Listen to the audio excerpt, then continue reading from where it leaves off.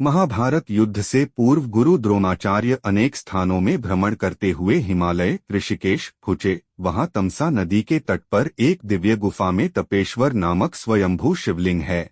यहाँ गुरु द्रोणाचार्य और उनकी पत्नी माता कृपी ने शिव की तपस्या की। इनकी तपस्या से प्रसन्न होकर भगवान शिव ने इन्हें पुत्र प्राप्ति का वरदान दिया। कुछ समय पश्चात माता कृपी ने एक सुंदर तेजस्वी बालक को जन्म दिया। जन्म ग्रहण करते ही इनके कंठ से हिनहिनाने की सी ध्वनि हुई, जिससे इनका नाम अश्वत्थामा पड़ा। जन्म से ही अश्वत्थामा के मस्तक में एक अमूल्य मणि विद्यमान थी, जो कि उसे दैत्य, दानव, शस्त्र, व्याधि, देवता, नाग आदि से निर्भय रखती थी। वह मणि अश्वत्थामा को बुढ़ापे, भूख, प्यास और थकान से भी बचाती थी। भगवान शिव से प्राप्त उस शक्तिशाली दिव्य मणि ने अश्वत्थामा को लगभग अजेय और अमर बना दिया था। महाभारत युद्ध के समय गुरु द्रोणाचार्य जी ने हस्तिनापुर, मेरठ राज्य के प्रति निष्ठा होने के कारण कौरवों का साथ देना उचित समझा। अश्वत्थामा भी अपने पिता की तरह शास्त्र व शस्त्र विद्या में निपुण थे। महाभारत के युद्ध में उन्होंने सक्रिय भाग लिया था। महाभारत युद्ध में ये कौरव पक्ष के एक सेनापति थे। उन्होंने घटोत्कच पुत्र अंजनपर्वा का वध किया। उसके अतिरिक्त द्रुपद कुमार, शत्रुंजय, बलानीक, जयानीक, जयाश्व तथा राजा श्रुताहु का भी वध किया। उन्होंने कुंती भोज के 10 पुत्रों का वध किया। पिता पुत्र की जोड़ी ने महाभारत युद्ध में पांडव सेना को तितर-बितर कर दिया। पांडवों की सेना की पराजय देखकर श्री कृष्ण ने युधिष्ठिर को कूटनीति अपनाने का विमर्श दिया। इस योजना के अंतर्गत यह सूचना प्रसारित कर दी गई कि अश्वत्थामा का वध हो गया है। जब गुरु द्रोणाचार्य ने धर्मराज युधिष्ठिर से अश्वत्थामा की सत्यता ज्ञात करनी चाहिए तो उन्होंने उत्तर दिया, अश्वत्थामा वध कर दिया गया, परंतु उन्होंने बड़े धीमे स्वर में परंतु गज कहा और मिथ्या वचन से भी बच गए। इस घटना से पूर्व पांडवों और उनके पक्ष के लोगों की श्री कृष्ण के साथ विस्तृत मंथना हुई कि ये सत्य होगा कि नहीं, परंतु गज को इतने स्वर में बोला जाए। श्री कृष्ण ने उसी समय शंखनाद किया, जिसके शोर से गुरु द्रोणाचार्य अंतिम शब्द सुन ही नहीं पाए। अपने प्रिय पुत्र की मृत्यु का समाचार सुनकर अपने शस्त्र त्याग दिए और युद्धभूमि में नेत्र बंद कर शोक संतप्त अवस्था में विराजित हो गए। गुरु द्रोणाचार्य जी को शस्त्र देखकर द्रौपदी के भ्राता द्युष्टद्युम्न ने खड्ग तलवार से उनका मस्तक शीश विच्छेद कर डाला। गुरु द्रोणाचार्य की निर्मम वध के पश्चात पांडवों की विजय होने लगी। इस प्रकार महाभारत युद्ध में अर्जुन के तीरों एवं भीमसेन की गदा से कौरवों का नाश हो गया। दुष्ट और अभिमानी दुर्योधन की जंघा भी भीमसेन ने मल्लयुद्ध में खंडित कर दी। अपने राजा दुर्योधन की ऐसी अवस्था देखकर और अपने पिता द्रोणाचार्य की मृत्यु का स्मरण कर अश्वत्थामा अधीर हो गया। दुर्योधन जल बंधन की कला जानता था, सो जिस सरोवर के निकट गदायुद्ध हो रहा था उसी सरोवर में प्रवेश कर गया और जल को बांधकर छुप गया। दुर्योधन के पराजित होते ही युद्ध में पांडवों की विजय सुनिश्चित हो गई। समस्त पांडव दल विजय की प्रसन्नता में मतवाले हो रहे थे। अश्वत्थामा ने द्रोणाचार्य वध के पश्चात अपने पिता के निर्मम वध का प्रतिशोध लेने के लिए पांडवों पर नारायणास्त्र का प्रयोग किया, जिसके समक्ष समस्त पांडव सेना ने शस्त्र समर्पित कर दिए। युद्ध पश्चात अश्वत्थामा ने द्युष्टद्युम्न का वध कर दिया। अश्वत्थामा ने अभिमन्यु की विधवा उत्तरा के कोख में पल रहे उनके पुत्र परीक्षित पर ब्रह्मशिर अस्त्र का प्रयोग किया, जो ब्रह्मास्त्र का ही एक परिष्कृत, जटिल एवं संशोधित रूप है। छुपकर वह पांडवों के शिविर में पहुंचा और नियमों के विरुद्ध घोर कालरात्रि में कृपाचार्य तथा कृतवर्मा की सहायता से पांडवों के शेष वीर महारथियों का वध कर डाला। केवल यही नहीं, उसने पांडवों और द्रौपदी के सभी 5 पुत्रों का भी वध कर दिया। अश्वत्थामा के इस पतित कर्म की सभी ने निंदा की, परंतु दुर्योधन मृत्यु से पहले अश्वत्थामा के इस कार्य से बहुत संतुष्ट और प्रसन्न हुआ। पांडव शिविर के बाहर अश्वत्थामा को भगवान शिव के एक उग्र और डरावने रुद्र रूप का भी सामना करना पड़ा था, लेकिन उन्होंने निडर होकर अपनी भक्ति से भगवान शिव को प्रसन्न किया। उसकी भक्ति से प्रभावित होकर भगवान शिव अपने असली रूप में प्रकट हुए और उसे एक शक्तिशाली दिव्य तलवार प्रदान की और अपने पूर्ण रूप में थामा के शरीर में प्रवेश कर उसे पूरी तरह से अजेय बना दिया था। दूसरी ओर श्री कृष्ण ने अपनी योग शक्ति से पहले ही भांप लिया था कि उस रात पांडव शिविर में क्या अराजकता होने वाली थी, इसलिए पांडवों और सात्यकी को अश्वत्थामा के विनाशकारी क्रोध से बचाने के लिए श्री कृष्ण उन्हें पहले ही शिविर से दूर ले गए थे।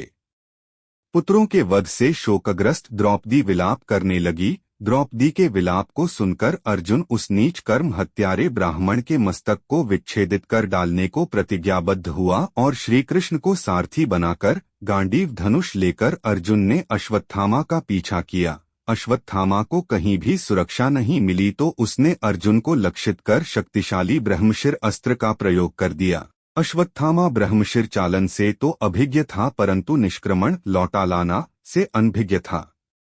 उस अति प्रचंड तेजोमय अग्नि को अपनी ओर आता देख अर्जुन ने श्री कृष्ण से विनती की, हे जनार्दन, आप ही इस त्रिगुणमयी सृष्टि का सृजन करने वाले परमेश्वर हैं। सृष्टि के आदि और अंत में आप ही शेष रहते हैं। आप ही अपने भक्तजनों की रक्षा के लिए अवतार ग्रहण करते हैं। आप ही ब्रह्मा स्वरूप हो रचना करते हैं। आप ही विष्णु स्वरूप हो पालन करते हैं और आप ही रुद्र स्वरूप हो संहार करते हैं। आप ही बताइए कि यह प्रचंड अग्नि मेरी ओर किस ओर से आ रही है और इससे मेरी रक्षा कैसे होगी। श्री कृष्ण बोले, हे अर्जुन, तुम्हारे प्राण घोर संकट में है। इससे रक्षा के लिए तुम्हें भी अपने ब्रह्मशिर अस्त्र का प्रयोग करना होगा, क्योंकि अन्य किसी भी अस्त्र से इसका निवारण नहीं हो सकता। श्री कृष्ण की इस मंत्रणा को सुनकर महारथी अर्जुन ने भी तत्काल आचमन करके अपना ब्रह्मशिर अस्त्र लक्षित कर दिया। दोनों प्रलयंकारी एवं विनाशकारी ब्रह्मशिर अस्त्र परस्पर भिड़ गए और प्रचंड अग्नि उत्पन्न होकर तीनों लोकों को तप्त करने लगी। उनकी लपटों से समस्त प्रजा दग्ध होने लगी। इस महाविनाश को देख वेदव्यास और नारद उनके सामने प्रकट हुए और उनसे अपने विनाशकारी अस्त्र वापस लेने को कहा। यह सुनकर अर्जुन ने अपना अस्त्र वापस लौटाकर शांत कर दिया, लेकिन अश्वत्थामा ऐसा करने में असमर्थ था, इसलिए गुस्से में उसने अपने उस अस्त्र की दिशा उत्तरा के गर्भ की ओर बदल दी। यह कृत्य देखकर पांडवों को अत्यंत क्रोध आया और उन्होंने क्रोध में झपटकर अश्वत्थामा को पकड़कर बांध दिया।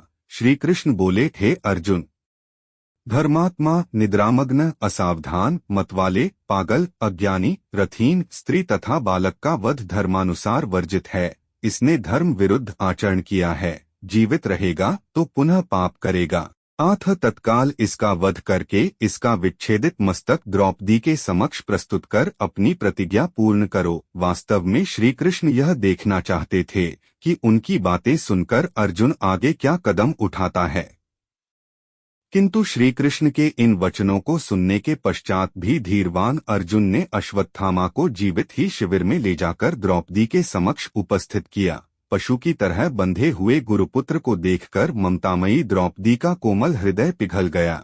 उसने गुरुपुत्र को प्रणाम कर उसे बंधन मुक्त करने के लिए अर्जुन से कहा, हे आर्यपुत्र, ये गुरुपुत्र तथा ब्राह्मण हैं। ब्राह्मण सदा ही पूजनीय होता है और उसका वध पाप है। इनके पिता से ही आपने इन अपूर्व शस्त्रास्त्रों का ज्ञानार्जन किया है। पुत्र के रूप में आचार्य द्रोण ही आपके सम्मुख बंदी रूप में खड़े हैं।